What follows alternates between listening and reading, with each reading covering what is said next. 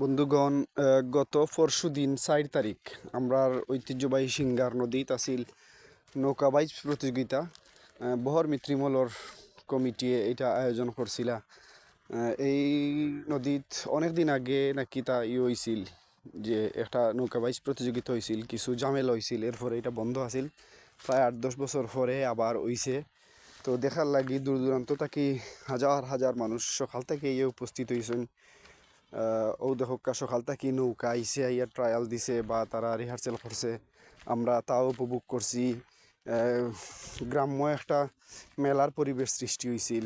ও নৌকাটা হইল গিয়ে আমরার সদর উপজেলার একমাত্র নৌকা বড় খাপন।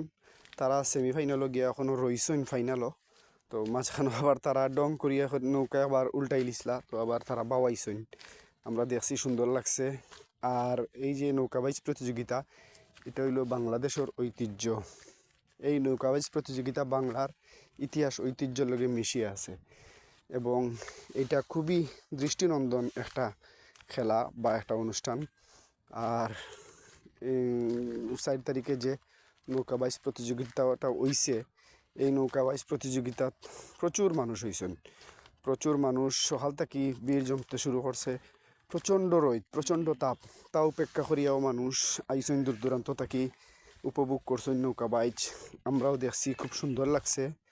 আর বিশেষ করে আমি আমার জীবনের প্রথম নৌকাবাইজ প্রতিযোগিতা দেখছি, অনেক ভালো লাগছে। আমরা ঐতিহ্যবাহী সিঙ্গার নদীর আগে অনেক নৌকাবাইজ প্রতিযোগিতা হইতো, কিন্তু এখন আধুনিক যুগ, ইন্টারনেট, মানুষের তো মোবাইল, টিভি এগুলা দেখতে দেখতেই মানুষের সময় কাবার হয়ে যায়, নৌকাবাইজ দেখার সময় হই। তারপরেও বাংলার ঐতিহ্য দরিয়া রাখছেন। আমি শুনছি যে আমরার অত্র অঞ্চলের মাঝে আগে লেঙ্গুড়া একটা জায়গা, লেঙ্গুড়ার নৌকা চ্যাম্পিয়ন হইতো। তারা সব সময় প্রায় চ্যাম্পিয়ন পুরস্কার নিত অত্র এলাকার যত নৌকা বাইস হইতো। কিন্তু এখন বলে ওই যে ফুটামারা একটা গ্রাম আছে, তারা এখন বর্তমান চ্যাম্পিয়ন। তো ফুটামারাও আছে সম্ভবত এই প্রতিযোগিতাত, লেঙ্গুড়াও আছে, এরা খুব ভালো প্রতিযোগিতা করছে। আর প্রচুর নারী পুরুষ দর্শক গাঙ্গর ফারো আপনারা দেখতে পাররা। আর খুব সুন্দর একটা ভিউ, মেঘালয় পাহাড়ের পাদদেশে এই নদী, এবং এই নদীর পানিও মেঘালয় পাহাড় থেকেও ঝর্নার মাধ্যমে আয়, অত্যন্ত পরিষ্কার পানি। এই নদীটা আমার কাছে খুব ভালো লাগে, অবশ্যই আপনার কাছেও ভালো লাগবো। এই নৌকা বাইসরে অবশ্য আমরার সিলেটি ভাষায়, লোকাল ভাষায় খেলুয়া নাও দৌড় হওয়া হয়। তো খেলুয়া নাও দৌড় অর্থাৎ নৌকা বাইস প্রতিযোগিতা বাংলাদেশের তথা আমরা সিলেট অঞ্চলের বিশেষ একটা ঐতিহ্য। সিলেট অঞ্চল নদ নদী খাল বিল বেশি, যার কারণে সিলেট এই প্রতিযোগিতাটা আমার মনে হয় বেশি হয়। সিলেটের একটা ঐতিহ্য এটা। আমরা শুনছি এই প্রতিযোগিতার প্রথম পুরস্কার এলইডি, স্মার্ট এলইডি টিভি। তো প্রতিযোগিতাটা শেষ করা সম্ভব হয়েছে না, আয়োজক হলোর কিছু ভুলের কারণে সময় বেশি লস হয়ে গেছে। তো সন্ধ্যার দিকে গিয়া অন্ধকারের মাঝে সেমিফাইনাল প্রতিযোগিতা হয়েছে।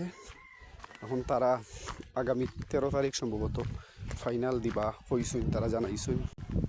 আগামী 13 তারিখ আপনারা সবার দাওয়াত রইল, আপনারা আইবা এই সিঙ্গার নদীর পাড়ও। বিশেষ করে আমরা ফিরের গাঁও এলাকা, মোকামবাড়ি এলাকাত দাঁড়াইলে খুব সুন্দর খেলা দেখা যায়। প্রচুর রোদ আছিল এদিন, আমরা কষ্ট করিয়া সবাই গামে ভিজি হইলেও খেলা দেখছি, এবং অনেক দোকান বইছে, মেলার মতো পরিবেশ সৃষ্টি হয়েছে। আসলে যেগুলা আসলে এখন করা খুব দরকার বাংলার ঐতিহ্য ধরিয়া রাখতে।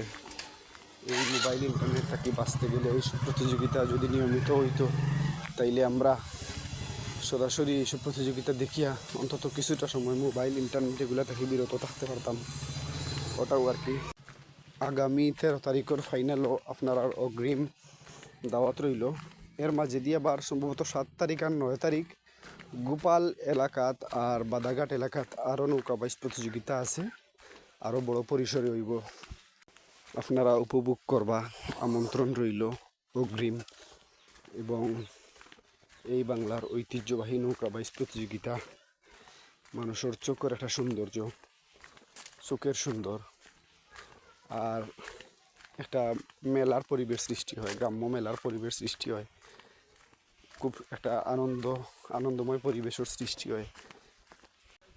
আমরা প্রচণ্ড গরমের মাঝে এই নৌকা বাইচ প্রতিযোগিতা উপভোগ করছি, তারপরে অনেক আনন্দ লাগছে। হাজার হাজার দর্শক হয়েছে নদীর দুই পাড়ও, বিশেষ করে আমরা যে পাড়ও আসলাম ও পাড়ও সারা এরিয়া জুড়িয়া প্রচুর দর্শক আসলা, দূর দূরান্ত থাকি বাচ্চা যুবক বৃদ্ধ সহ লাইয়া উপস্থিত হয়েছেন, নারী পুরুষ নির্বিশেষে সবাই এটা খুব উপভোগ করছেন। অনেক দিন পরে আমরা এরিয়াত একটা নৌকা বাইচ প্রতিযোগিতা হয়েছে, আর খুব আনন্দ লাগছে। আগামীতে দেখা হইব ইনশাআল্লাহ।